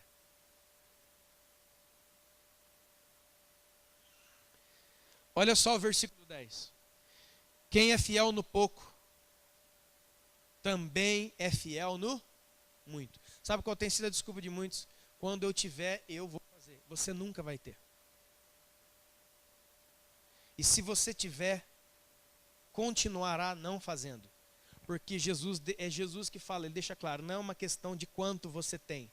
É uma questão do coração que você tem. Porque se Deus encontra em nós um coração doador, é para você mesmo que ele vai dar mais. Sabe por quê? Porque não vai ficar com você. Você vai espalhar isso aí. É isso que ele está falando, irmãos. Quem é injusto no pouco, é injusto também no muito. Sabe quando é que começa a injustiça do nosso coração no que diz respeito a ofertar tudo? Não é quando a gente tem muito, não. É quando a gente tem pouco. Porque quem tem muito, volta na viúva pobre. Quem tem muito, não faz conta e dá, porque sobra. Agora, quem tem duas moedas, pensa na sua própria vida. Por isso que quando a oferta da viúva pobre chegou, Jesus falou, ela deu mais do que todo mundo. Porque ela não deu quantia, ela deu ela. Ela se deu. Ela deu a si mesma. Se vocês não se tornam fiéis na aplicação da origem injusta, quem vai confiar para você aquilo que é eterno? Você acha, ou eu, ou todos nós vamos achar que Deus realmente vai levar a gente para frente naquilo que é eterno, sendo que nem naquilo que é nosso, que é do ser humano, a gente não consegue ir para frente? Se vocês não se tornam fiéis na aplicação do que é alheio, quem dará na sua mão o que pertence a você mesmo? Sabe, irmãos, Efésios 1:3 diz que todas as bênçãos nos foram dadas na região celestial. Tudo que nós precisamos para atingir esse mundo e fazer a diferença já está comigo, já está com você. Qual é a razão por que Deus não libera? Porque existe um precedente anterior. Eu estou sendo infiel naquilo que nem meu não é. Eu estou sendo infiel numa vida que não me pertence. Eu estou sendo infiel no tempo que Deus me deu. Na vida que Deus me deu. Estou sendo infiel. E aí termina. Ninguém pode servir a dois senhores. Sabe por que Mamon arrebenta e vem para cima de nós? Por causa desse versículo. O diabo conhece esse versículo aqui. E nesse versículo está escrito assim, ó, é impossível você viver com dois deuses. Ele já sabe. Então qual é o maior investimento? É só pensar um pouco estrategicamente. Se tem um versículo que está dizendo que é impossível você viver duas vidas, é justamente aí que eu vou atacar você. É só mudar esse princípio para qualquer coisa. Pega no seu casamento, pega nas suas finanças, pega onde você quiser. É a mesma coisa, tem algumas irmãs aqui, é a mesma coisa de lá no Boticário, você ter uma bolsa cheia de Natura e Laco de Fiore lá dentro. Se o chefe passar e falar, o que você está fazendo com isso? Você está demitida. Você está demitida agora. Ah, mas eu estava fazendo um pezinho de meia. Na minha loja, não. A minha loja se chama Boticário. Esse negócio não é daqui. Quantos estão entendendo, irmãos? Era como nós fecharmos os nossos olhos para orar e cantar agora, e vem uns meninos e começam a arrancar o seu celular da sua bolsa. Começa a puxar as coisas suas assim, ó. Começa a roubar de você aí nas suas cadeiras. E aí você abre o olho e diz, ai, glória a Deus, esse culto é tão maravilhoso. Você senta, cadê sua bolsa? Cadê meu celular? O nego vai começar a dar grito aqui dentro. Gente, tem ladrão nessa igreja, tem ladrão. Realmente, tem mesmo.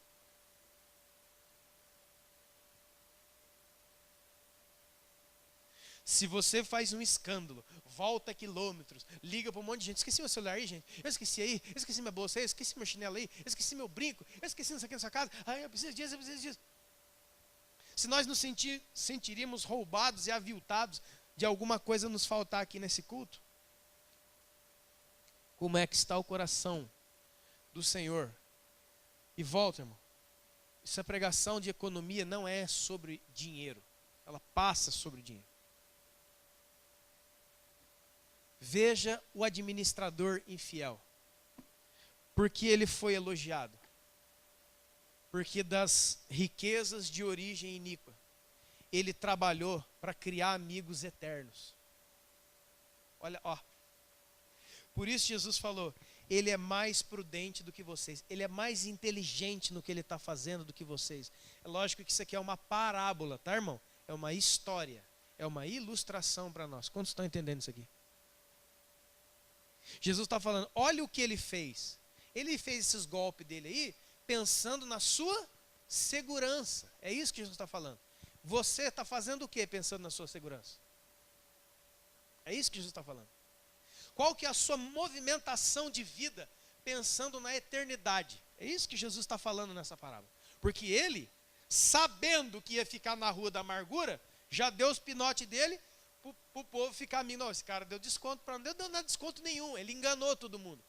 Mas a matemática dele era essa.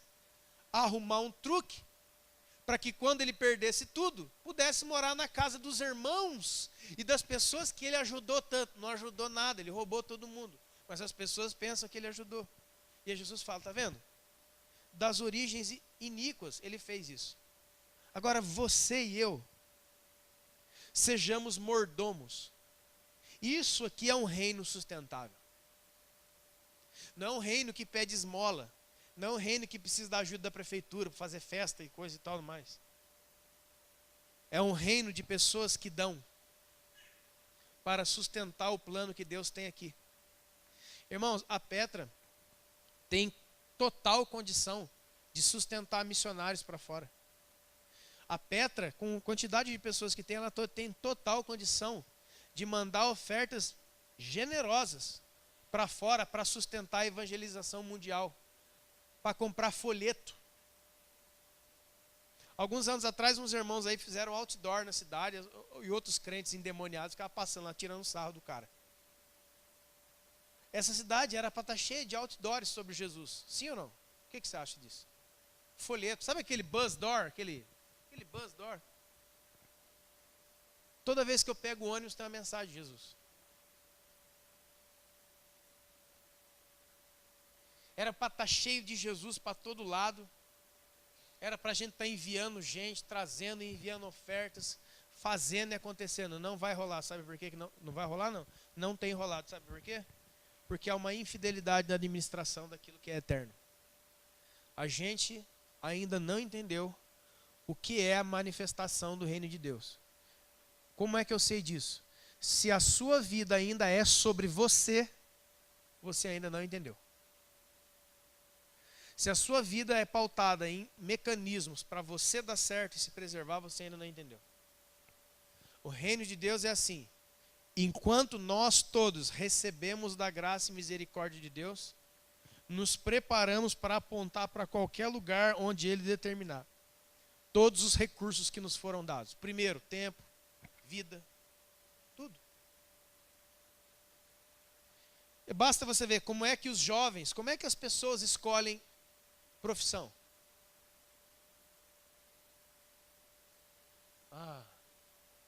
Por um sentimento de necessidade. Poucos. A maioria é por quê? Qual que é a profissão que está dando dinheiro aí? Se alguém fala, é prostituição, eu vou. Irmão, isso aqui eu não estou brincando não.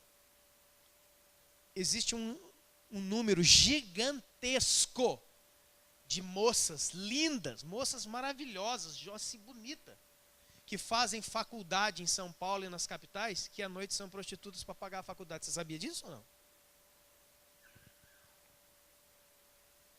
Eu estou disposto a tanto pela minha carreira que eu vou ganhar um dinheiro lá na frente, que eu posso ser prostituta hoje. Você não sabia disso? Se informa. E quem é aquela moça? É uma mulher que mesmo estando entre nós, ainda não recebeu o evangelho de Jesus através de você. Você tem uma riqueza eterna e você não dá para ela, você está roubando. Vocês estão entendendo, irmãos? Tem um cara, o Anderson Silva, ele fez uma coisa muito legal. Ele fez uma coisa chamada empresa missional. Ele começou a juntar um monte de empresários no Brasil que pudessem dar de 1% a 10% da receita da sua empresa, única e exclusivamente para missões e missionários. E eu glorifico a Deus, mano. Glorifico a Deus. Cantores aí, glória a Deus, cantores que eu respeito muito, como o Juliano Som, por exemplo, do Livres para Adorar. Rico, ele é um jovem rico, sempre foi rico, Juliano Som. Certo? Rico, o cara é rico, filho de pai. Eu estou falando rico, irmão, não estou falando bem de vida, não. Não fala ter 2 carros, não. O cara tem 10 carros. E é tudo importante. É rico.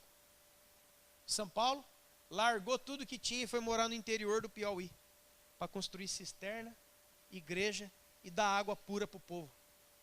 Todos os shows e CD que ele compra, que ele vende, a grande parte é para quê? Para dar água para as pessoas beberem. Eu sei, irmão, que cada poço que é furado, Jesus está bem do lado. Eu falei, é isso aí que eu quero. Ele pegou o talento, o dinheiro e a fama, que poderiam destruir a vida dele, como esses cantores xarope que tem aqui no Brasil, um bando de gente xarope, chata, e gasta milhões para fazer um clipe, agora vai 30 minutos falando a mesma frase, é um nojo. A indústria fonográfica, a indústria evangélica brasileira gera bilhões por ano, bilhões. É o santinho, é a biblinha, é o livrinho, são os shows. E não vai 1 centavo para a missão. Com algumas poucas exceções, graças a Deus. Tem exceção, sim, graças a Deus. Deus tem o seu remanescente, graças a Deus. Amém? Aí alguém diz assim, um dia Deus vai prosperar a Petra, nós vamos fazer tudo isso. Deus não vai prosperar a Petra. Nunca. Se nós não começarmos a fazer agora, por que Ele ia nos colocar num lugar onde nós temos condição de fazer isso? Porque a gente é infiel agora, Ele que disse. Foi Ele que disse. Está escrito aqui. Se você é infiel nessa pequena parte que vocês têm aqui, nessas talvez 80, 70 pessoas, 50 pessoas que tem aqui, se essa pequena porção vocês são infiéis comigo em tudo, por que eu vou multiplicar esse lugar aqui por muitos? Para que eu tenha mais cacife para julgar vocês mais terrivelmente? Sabe por que Deus não faz algumas igrejas crescerem em todos os sentidos? Justamente porque Ele ama a igreja. Porque se a igreja cresce e a infidelidade cresce junto, o infiel pequenininho que você era vai ser um infiel desse tamanho. E a quem muito for dado, feche seus olhos. A única coisa que eu posso propor é uma oração de arrependimento. Porque a Santa Ceia é comunhão com Cristo. E comunhão, já falei, não é comer junto. Comunhão é o comum acordo do coração com o propósito eterno de Deus. Por isso Paulo diz que muita gente come a ceia e morre. e fica fraco, e fica desnutrido espiritualmente. Por quê? Porque mesmo participando da cerimônia, ele não participa da vida de Cristo, que está no corpo. Ele não participa do propósito eterno de Deus durante a nossa vida.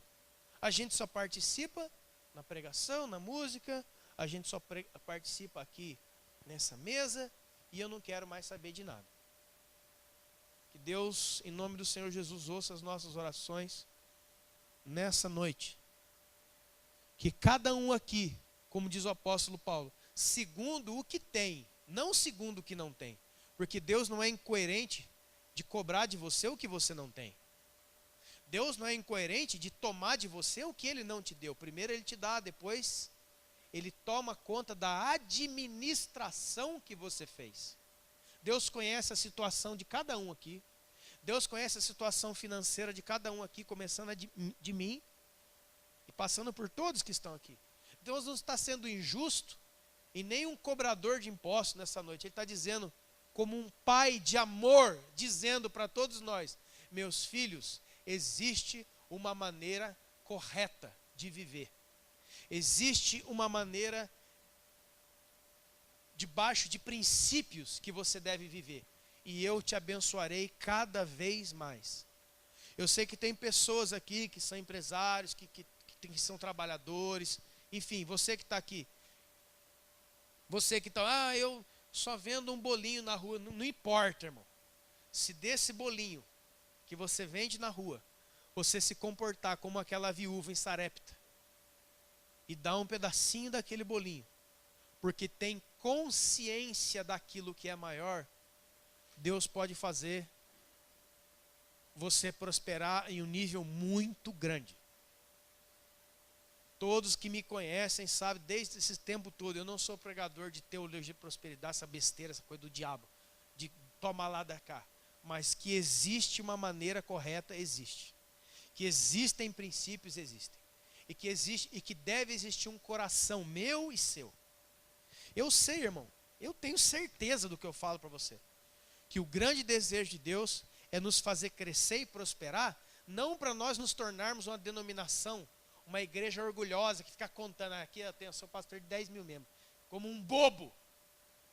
Mas uma igreja que seja poderosa na terra, na sua movimentação de misericórdia, de ajuda, de alcançar gente, de alcançar vidas em Pindamonhangaba ou ao redor do mundo, através de uma ofertazinha, assim, isso aqui não dá nada. Dá sim, porque não é sobre o valor, é sobre uma atitude anterior a ele, é sobre ser cristão de verdade, é sobre ter tudo o que eu tenho e sou dado a Deus. Tudo que eu tenho e sou dado a Deus. Você jamais será roubado, enquanto tudo que você tem e esteja na mão do Senhor.